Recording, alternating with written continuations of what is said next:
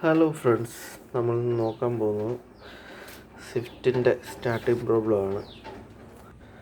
Swift diesel 2007. അപ്പം ഞാനിതിൻ്റെ complete നിങ്ങളിത് കാണിച്ചു തരാം. ഇത് സ്റ്റാർട്ടാകുന്നില്ല.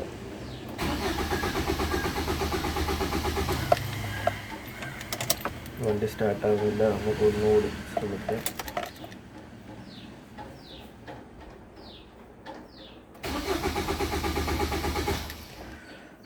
അപ്പോൾ നമുക്കിതിൻ്റെ പ്രശ്നം എന്താണെന്ന് ഒന്ന് സ്കാൻ ചെയ്ത് നോക്കാം. അപ്പോൾ അതിനായിട്ട് ഞാൻ എടുത്തിരിക്കുന്നത് ലോഞ്ചിൻ്റെ സ്കാനറാണ്.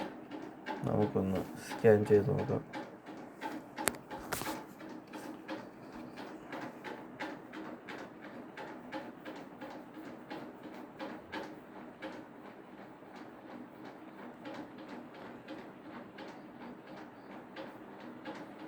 ഓക്കെ, അപ്പോൾ നമുക്കിതിൻ്റെ കറണ്ട് DTC എന്തൊക്കെയാണെന്ന് നോക്കാം. ഓക്കെ, അപ്പോൾ മെയിൻ പ്രശ്നമെന്ന് വെച്ചാൽ ആൻറ്റിന മാൽഫങ്ഷനാണ്. അപ്പോൾ അതായത് ഇമ്മൊബിലൈസറിൻ്റെ വിഷയമാണ് മെയിൻ. അപ്പോൾ ഈ കാരണത്താലാണ് വണ്ടി സ്റ്റാർട്ടാകാത്തത്. അപ്പോൾ നമുക്ക് അതിൻ്റെ കാര്യങ്ങളൊക്കെ ചെക്ക് ചെയ്യാം. ഓക്കെ, നമ്മളിപ്പോൾ ഇതിൻ്റെ ഇമ്മൊബിലൈസറിൻ്റെ ഭാഗമെല്ലാം ചെക്ക് ചെയ്ത് വരികയാണ്. അപ്പോൾ ഞാനിതിൻ്റെ സ്പെയർ കീ ഇട്ട് നോക്കിയായിരുന്നു. അപ്പോൾ അതുകൂടാതെ ഇതിൻ്റെ വയറിങ് എല്ലാം ചെക്ക് ചെയ്ത് നോക്കി. വയർ ഭാഗമെല്ലാം ഓക്കെയാണ്. ഇതിൻ്റെ ആൻറ്റിന ചേഞ്ച് ചെയ്ത് നോക്കി. അപ്പോൾ ആ ഭാഗമെല്ലാം ഓക്കെയാണ്. അപ്പം ഇനിയിപ്പോൾ നമുക്കിതിൻ്റെ ബാക്കിയുള്ള വയറിങ് ഭാഗങ്ങളൊക്കെ നോക്കണം. അതിനിപ്പോൾ നമുക്ക് എഞ്ചിൻ റൂമിലോട്ട് പോയി അപ്പോൾ ആ ഭാഗങ്ങളൊക്കെ നോക്കാം.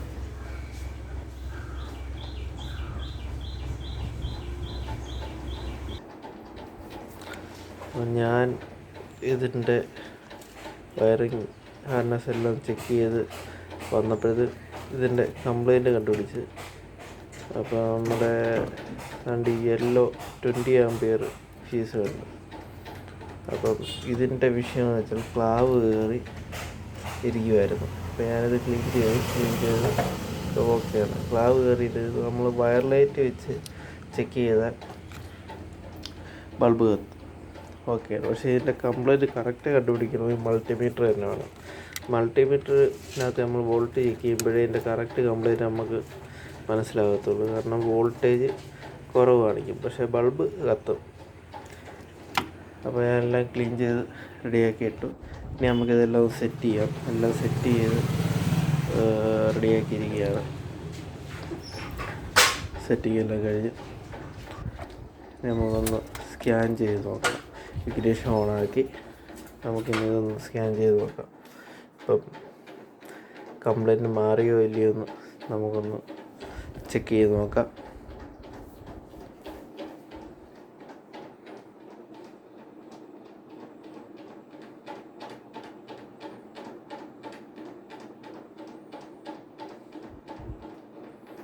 ഓക്കെ, ആൻറ്റിന മാൽഫങ്ഷൻ ഹിസ്റ്ററിയിലോട്ട് മാറിയിരിക്കുകയാണ്. നമുക്കിതൊന്ന് ക്ലിയർ ഫാൾട്ട് കോഡ് കൊടുത്ത് നോക്കണം.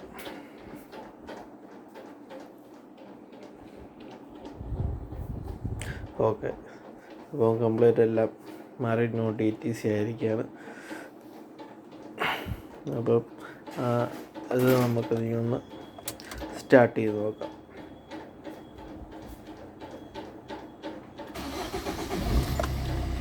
ഓക്കെ, അപ്പം ഫ്രണ്ട്സ് നമ്മൾ വണ്ടി സ്റ്റാർട്ടായിരിക്കുകയാണ്.